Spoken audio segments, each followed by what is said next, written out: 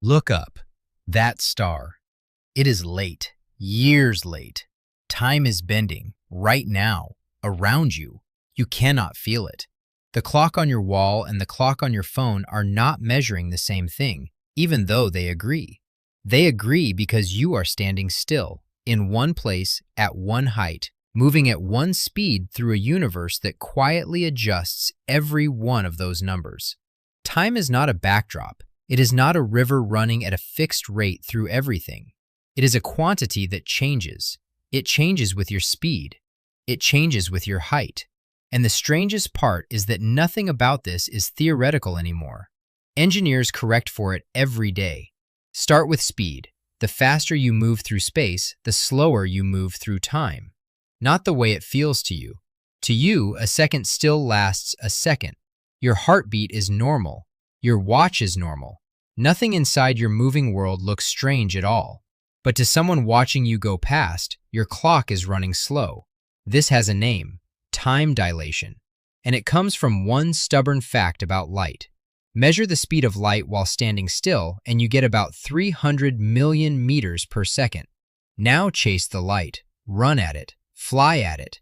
Measure again, you get the same number, exactly the same. That should be impossible. Chase a car and it appears slower. Chase a wave and it appears slower. Chase a beam of light and it does not budge. Light refuses to change its speed for anybody, so something else has to give. Speed is just distance divided by time. If the speed cannot change, then distance and time must. That is the whole trade. The universe keeps light constant by bending the clock instead. And it is not a trick of perception. It is not an illusion of measurement. The clocks physically disagree. Here is how that was proven. In 1971, two physicists named Joseph Hafele and Richard Keating did something almost comically simple. They bought plane tickets. They loaded 4 atomic clocks onto commercial airliners. They flew them around the world, eastward, then westward. Back on the ground at the United States Naval Observatory, identical atomic clocks sat perfectly still. Then they compared. The flying clocks and the ground clocks no longer matched.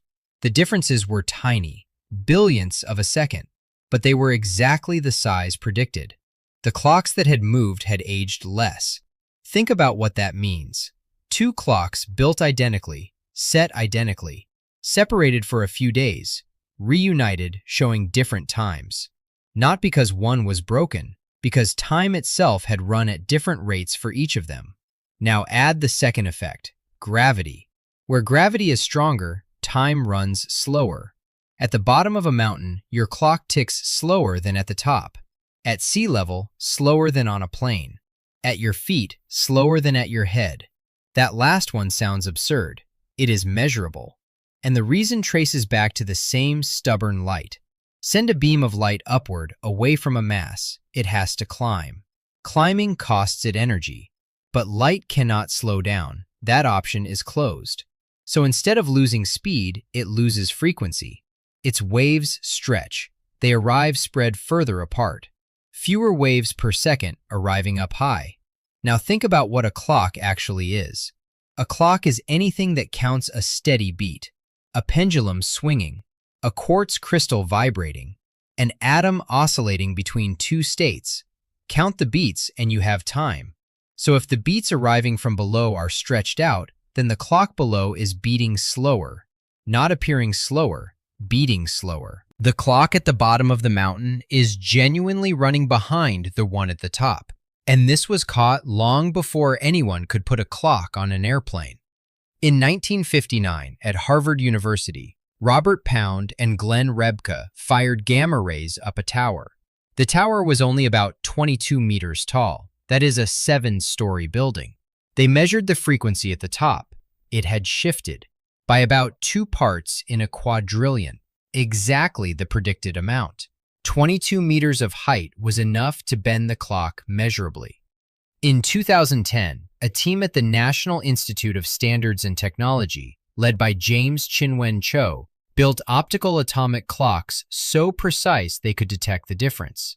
They raised one clock by about 33 centimeters, 1 foot. The raised clock ran faster. The difference was around 1 part in a quadrillion, unimaginably small, completely real. Your head is aging faster than your feet, by a few billionths of a second over an entire lifetime, but not by 0. So why does none of this show up in your life? Because you are slow, painfully, wonderfully slow. Time dilation from speed scales with how close you get to the speed of light. Light moves at about 300 million meters per second. You walk at about 1.5. A commercial jet does 250. Even the fastest crewed spacecraft ever flown, Apollo 10, hit around 11,000 meters per second. That is still only about 1/30,000th of light speed. At those speeds, the effect is real, but microscopic. You have to go extreme before it becomes obvious. And nature has extremes. Muons. Muons are subatomic particles created when cosmic rays slam into the upper atmosphere, roughly 15 kilometers above your head. A muon at rest survives about 2.2 microseconds before it decays, 2 millionths of a second. Even traveling at almost light speed, a muon should only cover about 660 meters before it is gone. 660 meters out of 15,000. It should never reach the ground. It should never even come close. But muons hit the ground constantly. They are passing through your body right now at a rate of roughly 1 per square centimeter per minute. Physicists Bruno Rossi and David Hall measured this in 1941 on Mount Evans in Colorado. They counted muons high on the mountain, then counted again at the base. Far more survived the trip than should have. The muons were not cheating. Their internal clocks were running slow. From their perspective, they lived their normal 2 microseconds. From yours, they lived long enough to cross 15 kilometers. Both descriptions are correct. That is what makes this so hard to hold in your head. There is no master clock, no official time that everything else is measured against. There is only your clock and their clock, and the honest fact that they disagree. Now here is where it stops being abstract. Look at your phone. The map on your phone is a time dilation calculation. Global Positioning System satellites orbit about 20,000 kilometers up, moving at roughly 14,000 kilometers per hour. Two effects hit them at once. Their speed makes their clocks run slow, by about 7 microseconds per day. But they are far from the strongest gravity, which makes their clocks run fast, by about 45 microseconds per day. Add those together. The net result is that a GPS satellite clock gains about 38 microseconds every day compared to a clock on the ground. 38 millionths of a second. That sounds like nothing, but GPS works by measuring how long a signal takes to reach you. Light travels about 30 centimeters in a nanosecond. 38 microseconds is 38,000 nanoseconds. Uncorrected, your position would drift by about 10 kilometers per day, every day. Your map would be useless by lunchtime. So the engineers built the correction in. The satellite clocks were deliberately set to tick at the wrong rate before launch, slightly slow on purpose, so that once they reached orbit, they would run correctly. Every time your phone finds you on a map, that number is being applied. You have been using relativity your entire adult life. You have just never been told. And it is not only your phone. The electricity in your walls arrives on a grid synchronized by these same corrected clocks. The timestamp on a bank transfer, the moment a trade clears, the handoff as your call jumps between towers.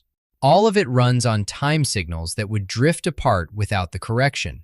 Every one of those systems assumes a shared second.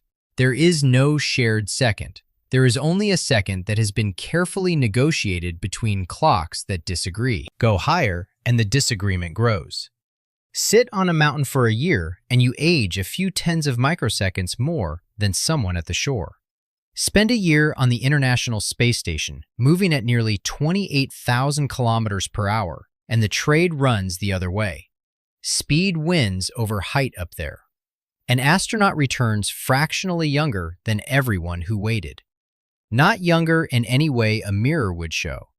Younger by about 1/100th of a second per year. A real difference, a measured difference, just far too small to feel. Now look back up at that star.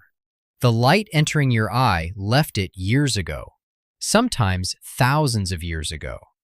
That light crossed a universe where its own clock, from its own point of view, recorded nothing at all. You are not looking at a star. You are looking at a photograph, delivered slowly. And the delivery time is not a delay in the picture. It is the picture. Your feet are in slower time than your head. The jet overhead is in slower time than the terminal. The satellite above you is in faster time than both. Every one of those differences is measured, verified, and corrected for. Not one of them is felt. And that is the most unsettling part of all of this. Not that time bends, but that it bends around you, constantly, in every direction, at every height, at every speed. And your body reports back a perfectly steady second, every single time. You are standing in a place where time runs at one rate. Your head is in a place where it runs at another. The distance between them is your own height.